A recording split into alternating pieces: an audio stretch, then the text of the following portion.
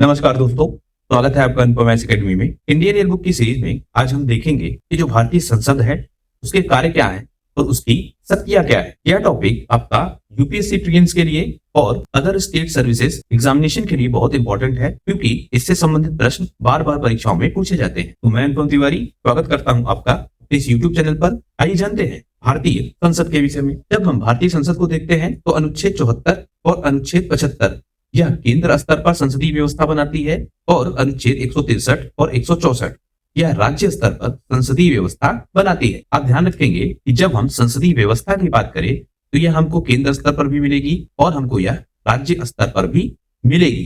तो केंद्रीय स्तर पर जहां हम देखते हैं कि लोकसभा है, राज्यसभा है और उसके अलावा राष्ट्रपति है, तो इन तीनों को मिलाकर केंद्रीय स्तर पर संसदीय व्यवस्था है। इसी तरह से जब हम राज्यों को देखेंगे तो राज्यों में क्या मिलेगा आपको, विधानसभा और कुछ राज्यों में विधान परिषद, तो इनको कहेंगे राज्य स्तर की संसदीय व्यवस्था। तो अनुच्छेद 74, 75 यह केंद्र स्तर पर और 163 और 164 यह राज्य स्तर पर संसदीय व्यवस्था को बनाती है। तो संसदीय प्रणाली है और इसकी जो कार्यपालिका है यह जो भी नीतियां बनाएगी वह विधायिका के प्रति उत्तरदायी है। मतलब विधायिका क्रॉस चेक करेगी संसदीय कार्यपालिका को। संयुक्त अधिवेशन अगर हम देखें, मतलब जब लोकसभा और राज्यसभा दोनों संयुक्त अधिवेशन करती हैं तो यह अनुच्छेद 108 के अनुसार होता है। मतलब कोई ऐसा मामला अगर फंस जाता है जिसका निर्णय नहीं हो पाता है तो दोनों सभाओं का, मतलब लोकसभा का और राज्यसभा का एक संयुक्त अधिवेशन होता है, जिसे बुलाएगा कौन, राष्ट्रपति। तो संयुक्त अधिवेशन किस अनुच्छेद के तहत बुलाया जाता है, तो अनुच्छेद 108 के तहत यह संयुक्त अधिवेशन बुलाया जाता है। संसद के 3 अंग हमने देखे हैं, जिसमें राष्ट्रपति, लोकसभा और राज्यसभा हमको मिलती है। अगर हम भारतीय संसद के विषय में बेसिकली देखना चाहें तो हम पाते हैं कि 1954 में तो राज्य परिषद है उसके स्थान पर राज्यसभा बनाया गया और जो जनता का सदन है के स्थान पर लोकसभा बनाया गया। तो 1954 से पहले राज्यसभा को कहते थे राज्य परिषद और लोकसभा को कहते थे जनता का सदन। जनता का सदन बन गया लोकसभा और राज्य परिषद बन गया राज्यसभा, तब 1954 में। इससे पहले इसको इनके पुराने नामों से जाना जाता है। राष्ट्रपति के विषय में देखें तो वह संसद के किसी सदन का सदस्य नहीं है। मतलब ना तो वह लोकसभा का और ना वह राज्यसभा का सदस्य है, बल्कि वह एक भाग है संसद का। इसीलिए हम देखेंगे कि वह संसद में बैठता नहीं है। राष्ट्रपति क्या करेगा बेसिकली, तो संसद का सत्र है दोनों सदनों का, उसको यह बुलाएगा, आहूत कराएगा, सत्रावसान कराएगा, विघटित कराएगा। मतलब एक सत्र समाप्त होगा वह काम भी करेगा, सत्र को बुलाएगा और जब लोकसभा विघटित होगी तो वह कार्य भी कौन करेगा, राष्ट्रपति। राज्यसभा के विषय में अगर हम डिटेल से समझना चाहें तो जो आपकी राज्यसभा है यह अप्रैल 1952 को गठित हुई और 13 मई 1952 को इसकी पहली बैठक आयोजित की गई। 250 इसके निर्धारित सदस्य हैं, जिनमें से 238 का चुनाव राज्य और केंद्र शासित प्रदेशों से होता है और जो 12 सदस्य हैं यह राष्ट्रपति द्वारा मनोनीत होते हैं। विभिन्न क्षेत्रों से राष्ट्रपति 12 सदस्यों की नियुक्ति करते हैं। ये कला, साहित्य, विज्ञान, समाज सेवा इन विषयों से संबंधित होते हैं। तो राज्य के प्रतिनिधि है उनका चुनाव तो राज्य विधानसभा के सदस्य हैं वह करते हैं। जैसे जो आपकी राज्यसभा है यह क्या है, राज्यों की सभा, तो जो इनके सदस्य हैं उनका निर्वाचन कौन करता है, तो राज्य विधानसभा के सदस्य हैं। आप ऐसे समझिए, भारत में राज्य हैं और राज्यों में क्या है, विधानसभा है। तो विधानसभा के सदस्य हैं, इनको आप बेसिकली विधायक के नाम से जानते हैं। इन विधायकों का चयन डायरेक्टली किसके द्वारा होता है, जनता के द्वारा। और यही विधायक बाद में क्या करते हैं, तो आपके राज्यसभा के सदस्य हैं उनकी नियुक्ति में वोटिंग करते हैं। तो कुछ इस तरह की व्यवस्था है। तो राज्यों की सीटें हैं उनका बंटवारा उनकी जनसंख्या के आधार पर होता है। जैसे इस राज्य में राज्यसभा की कितनी सीटें होंगी उसका निर्धारण जनसंख्या के आधार पर होता है। यही हम जब देखेंगे अमेरिका में तो वहां पर जो सीटों का बंटवारा है वह राज्यों के अनुपात में होता है, ना कि जनसंख्या के अनुपात। जैसे उत्तर प्रदेश की जनसंख्या ज्यादा है तो यहाँ पर जो राज्यसभा की सीटें हैं वह ज्यादा होंगी। गोवा की जनसंख्या या हम कहें सिक्किम की जनसंख्या कम है तो यहाँ की जो राज्यसभा की सीटें हैं वह कम होंगी। लेकिन अमेरिका में हम क्या देखते हैं कि जितने राज्य उनको समान रूप से क्या मिलती हैं, सीटें। जैसे अमेरिका अगर 50 राज्यों का संघ है तो हर राज्य की बराबर सीट होंगी। लेकिन भारत में क्योंकि जनसंख्या आधार है इसलिए हम देखेंगे कि राज्यसभा में जो राज्यों की सीटें हैं वह हमको अलग अलग मिलती हैं। जो संघ राज्य क्षेत्र के प्रतिनिधि हैं उनका चुनाव कैसे होता है, तो इनके लिए एक निर्वाचक मंडल होता है तो यह चुनाव करता है। जैसे संघ राज्य क्षेत्र में अगर हम देखें तो 3 क्षेत्र, इसमें दिल्ली, पुडुचेरी और जम्मू कश्मीर है। इसी के सदस्य आपको राज्यसभा में मिलेंगे।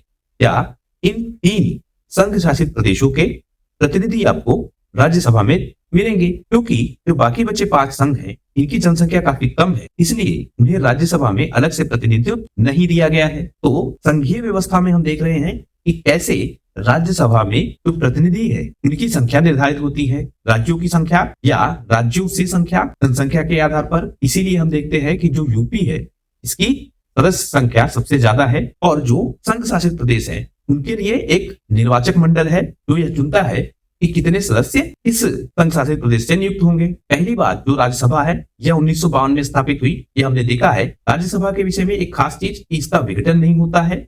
1/3 सदस्य इसके हर दूसरे साल सेवानिवृत्त हो जाते हैं। राष्ट्रपति द्वारा हर तीसरे वर्ष की शुरुआत में इनका मनोचयन होता है, मतलब जो नियुक्ति है वह फाइनली किसके द्वारा होगी, राष्ट्रपति के द्वारा। और कब, तीसरे वर्ष की शुरुआत में, क्योंकि हर 2 साल के बाद 1/3 सदस्य सेवानिवृत्त हो जाते हैं। तो राज्यसभा है, इसका कार्यकाल हमने देखा है कि यह 6 साल का हमको मिलता है। लोकसभा के विषय में आप ध्यान रखेंगे कि यह 5 साल का है। जो सदस्य बनेंगे उनके लिए योग्यता की क्या शर्तें हैं वह भी हम देख लें। तो 30 साल की कम से कम आयु हो और उस निर्वाचन क्षेत्र का पंजीकृत मतदाता होना चाहिए जिस राज्य से वह राज्यसभा का चुनाव लड़ रहा है। मतलब अगर कोई व्यक्ति यूपी का चुनाव लड़ रहा है तो उसको यूपी का ही सदस्य होना चाहिए या यूपी की मतदाता सूची में ही उसका नाम होना चाहिए। लेकिन 2003 में इस व्यवस्था को समाप्त कर दिया गया। तो अब कोई भी व्यक्ति किसी भी राज्यसभा सीट से चुनाव लड़ सकता है। जैसे मान लेते हैं कोई व्यक्ति है यूपी का और वह चाहता है कि वह केरल के क्षेत्र से राज्यसभा सीट पर चुनाव लड़े, तो वह ऐसा कर सकता है। राहुल गांधी के केस में आपने बार बार देखा होगा, वायनाड से वह चुनाव लड़ते हैं। तो कुछ इसी तरह की व्यवस्था हमको मिलती है कि वह पंजीकृत मतदाता होना चाहिए भारतीय क्षेत्र का, उसके बाद वह किसी भी राज्य से राज्यसभा का चुनाव लड़ सकता है। लेकिन एक शर्त और है कि किसी भी अपराध के लिए उसे 2 या 2 से अधिक साल की सजा नहीं मिलनी चाहिए। राहुल गांधी के केस में हमने यही देखा था कि जब उनको 2 साल से ज्यादा की सजा मिल गई थी तो उसका यह प्रभाव हम देख रहे थे कि उनको चुनाव लड़ने से रोका जा सकता था। तो अगर किसी को 2 साल से ज्यादा की सजा मिली है तो वह चुनाव नहीं लड़ पाएगा राज्यसभा का। यह प्रावधान आप समझ रहे हैं। लेकिन एक चीज हम ध्यान रखेंगे कि राष्ट्रपति का जो फैसला है वह निर्वाचन में अंतिम होगा। मतलब राष्ट्रपति अंतिम रूप से तय करेगा कि कोई व्यक्ति इन योग्यताओं को धारण करता है या नहीं करता है, और वह निर्वाचन आयोग से सलाह लेगा और उसके तहत नियम कानून को बनाएगा। राज्यसभा के उपसभापति को सदस्यों में से ही चुना जाता है। मतलब राज्यसभा का जो उपसभापति है उसका अलग से चुनाव नहीं होता है, उसके जो सदस्य होंगे उन्हीं में से राज्यसभा के उपसभापति को चुना जाएगा। प्रथम उपसभापति कौन थे यह पूछा जा सकता है, तो SV कृष्णमूर्ति राव यह प्रथम उपसभापति थे। राज्यसभा की स्थिति हम देख लेते हैं, जहां राज्यसभा लोकसभा के बराबर है। शक्तियों का बंटवारा हम समझना चाह रहे हैं कि लोकसभा और राज्यसभा में क्या समानता है और क्या अंतर है, क्योंकि यह प्रश्न बार बार आपसे पूछा जाता है या इससे रिलेटेड प्रश्न बार बार आपसे पूछे जाते हैं। तो हम सबसे पहले यह समझ ले कि जहां राज्यसभा लोकसभा के बराबर है तो राज्यसभा उपराष्ट्रपति को हटाने के लिए अकेले ही पहल कर सकती है। मतलब राज्यसभा जब चाहे तो वह उपराष्ट्रपति को हटाने के लिए खुद ही पहल कर सकती है। राष्ट्रपति को न्यायाधीशों को हटाने की सिफारिश भी राज्यसभा अकेले कर सकती है। उच्चतम न्यायालय, संघ लोक सेवा आयोग, इनके न्याय के क्षेत्र में अगर विस्तार करना है तो यह काम भी राज्यसभा अकेले कर सकती है। राज्यसभा जहां लोकसभा के बराबर ना हो तो उसके विषय में अगर हम देखें तो धन विधेयक राज्यसभा में पारित नहीं हो सकता है। यह सिर्फ कहां पारित होगा, लोकसभा में। विधेयक पर राज्यसभा कोई संशोधन नहीं दे सकती है, वह सिर्फ सुझाव दे सकती है। लेकिन उसके सुझावों को मानना या ना मानना यह पूरी तरह से लोकसभा पर डिपेंडेंट है। तो राज्यसभा धन विधेयक पर कोई संशोधन नहीं कर सकती है। राज्यसभा सिर्फ बजट पर चर्चा कर सकती है, अनुदानों पर मांग कर सकती है, लेकिन वोटिंग नहीं होगी राज्यसभा में। मतलब बजट पर वोटिंग राज्यसभा में नहीं होगी। राज्यसभा मंत्रिपरिषद को हटा नहीं सकती है, क्योंकि मंत्रिपरिषद संयुक्त रूप से जिम्मेदार होते हैं लोकसभा के लिए और व्यक्तिगत रूप से जिम्मेदार होते हैं राष्ट्रपति के लिए।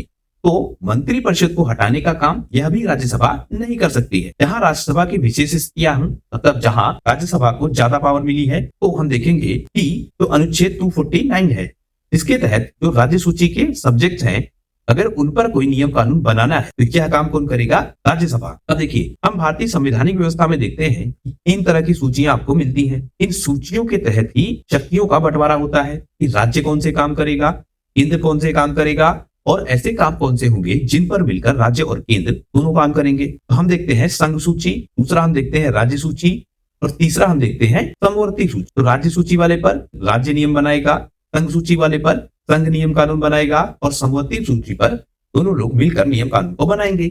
लेकिन कोई ऐसा विषय जो राज्य सूची में है और उसको ट्रांसफर करना है संघ सूची में या समवर्ती सूची में, तो यह काम कौन करेगा? राज्यसभा। लोकसभा की इसमें भूमिका नहीं है, क्या आप ध्यान रखेंगे। तो अखिल भारतीय सेवाएं हैं, तब जो सिविल सेवाएं हैं, आईएएस पीसीएस की सेवाएं हैं, इन सारी सेवाओं का जो सृजन है वह कौन करेगा? राज्यसभा। तो यह एक स्पेशल पावर है अनुच्छेद 312 के तहत। तो आप दो चीजें ध्यान रखिएगा कि राज्य सूची के जो विषय है अगर उनको ट्रांसफर करना है तो वह काम कौन करेगा? राज्यसभा। दूसरा, अखिल भारतीय जो सेवाएं हैं उनका सृजन भी कौन करेगा? राज्यसभा। अब हम देख लेते हैं लोकसभा के विषय में।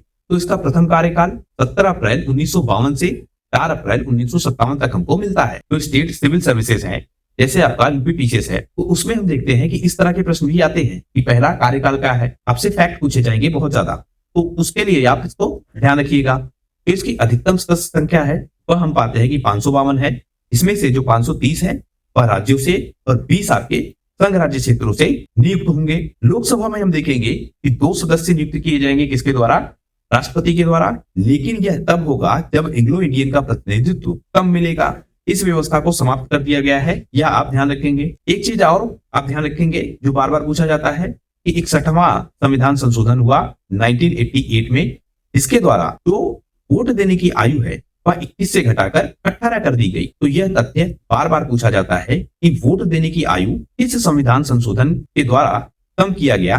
तो यह ध्यान रखेंगे आप कि यह 61वां संविधान संशोधन है। लोकसभा के विषय में देखेंगे तो इनका प्रत्यक्ष चुनाव होगा, मतलब आम जनता इनके लिए वोटिंग करेगी। राज्यसभा में हम देख रहे थे कि जनता द्वारा चुने गए जो प्रतिनिधि हैं वह वोटिंग करते हैं, तो अप्रत्यक्ष चुनाव उनको मिलता है कहां पर? राज्यसभा में। लोकसभा में हम देख पा रहे हैं कि इसके सदस्य हैं यह जनता द्वारा डायरेक्ट चुने जाएंगे। योग्यता क्या है यह देख लें तो 25 वर्ष की आयु होना चाहिए कम से कम। राज्यसभा के विषय में हम देख रहे थे तो यह आयु 30 साल आपको मिल रही थी। लोकसभा के विषय में आप ध्यान रखेंगे कि यह कितनी है? 25 साल। उस निर्वाचन क्षेत्र का उसको पंजीकृत मतदाता होना चाहिए जहां से वह लोकसभा का चुनाव लड़ रहा है। 2 साल से ज्यादा की उसको सजा नहीं मिली हो। और 30वां संविधान संशोधन यह कहता है कि अधिकतम जो संख्या है इनकी वह 545 है। मंत्री तथा महान्यायवादी को मतदान का अधिकार नहीं दिया गया है। मतलब जब भी वोटिंग होगी लोकसभा में किसी विषय को लेकर, तो जो मंत्री है और जो आपका महान्यायवादी है वह वोटिंग का अधिकार नहीं रखता है। तो लोकसभा में ये लोग वोटिंग नहीं करेंगे, आप इसको ध्यान रखिएगा। एक प्रमुख प्रावधान के विषय में आप समझ लीजिए, दल बदल कानून। यह व्यवस्था दी गई है जिससे जो राजनीतिक व्यवस्था है उसमें स्थिरता रहे। मतलब एक राजनीतिक दल के लोग किसी लाभ के लिए दूसरे राजनीतिक दल में ना चले जाएं या जल्दी जल्दी राजनीतिक पार्टियां न बदले, जिससे जो स्थिरता है राजनीतिक व्यवस्था में वह डिस्टर्ब ना हो। तो अगर हम इस कानून को समझे तो 10वीं अनुसूची के तहत राज्यसभा में सभापति और लोकसभा में अध्यक्ष तय करेगा कि दल बदल कानून के तहत किसी व्यक्ति को अवैध घोषित किया जाए या ना किया जाए, मतलब उसके पद को अवैध घोषित किया जाए या ना किया जाए। होता क्या है, अगर दल बदल कानून के तहत किसी पर मुद्दा उठाया जाता है, तो किसी मंत्री पर या किसी सांसद पर, तो राज्यसभा में जो सभापति है वह और लोकसभा में जो लोकसभा अध्यक्ष है वह इस मुद्दे को देखेगा। इन्हीं के कंट्रोल में यह आएगा कि इनको इनके पद से हटाया जाए, मतलब दल बदल कानून लागू होगा या नहीं लागू होगा। तो इनको हटाया जाएगा कि नहीं हटाया जाएगा यह बात तय कौन करेगा? लोकसभा में अध्यक्ष और राज्यसभा में सभापति। लेकिन अंतिम रूप से कौन हटाएगा? राष्ट्रपति। मतलब ये दल बदल कानून के तहत दोषी है या नहीं है, इस बात का निर्णय कौन करेगा? लोकसभा अध्यक्ष या राज्यसभा का सभापति। लेकिन हटाएगा अंतिम रूप से कौन? राष्ट्रपति। ये ध्यान रखिएगा, अंतर है ये। पहले क्या प्रावधान था कि राष्ट्रपति अगर इनको हटा देता था तो उसकी कोई न्यायिक समीक्षा नहीं होती थी। मतलब मान लेते हैं कि अगर किसी सदस्य को लोकसभा अध्यक्ष ने दल बदल कानून के तहत उसके पद से हटा दिया तो फिर उसके बाद क्या होगा? राष्ट्रपति उसको उससे पद से हटा देंगे, क्योंकि इंडिविजुअली जो लोकसभा के सदस्य हैं वह रिस्पॉन्सिबल किसके लिए है? राष्ट्रपति के लिए। तो व्यक्तिगत रूप से जिम्मेदार है राष्ट्रपति के लिए और सामूहिक रूप से जिम्मेदार है किसके लिए? लोकसभा के लिए। यह तथ्य आप जानते हैं।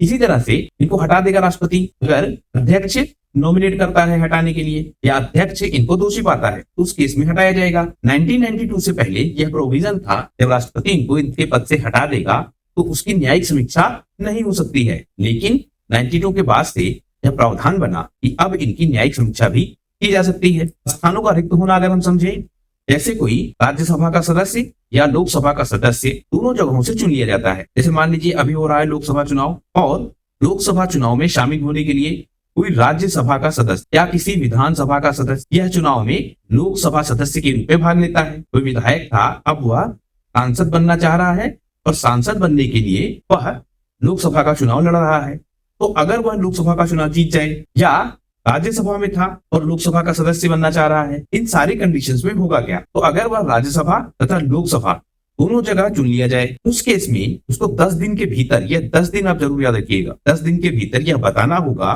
कि वह किस सदन में रहना चाहता है। वह चाहे तो राज्यसभा में रह ले, चाहे लोकसभा में रह ले। अगर ऐसा वह नहीं करता है, मतलब 10 दिन के अंदर नहीं बताता है, तो राज्यसभा में उसकी सीट खाली हो जाएगी, क्योंकि संविधान किसको वरीयता देता है? जनता को। और जो लोकसभा सदस्य है वह किसका मुखिया है? जनता का।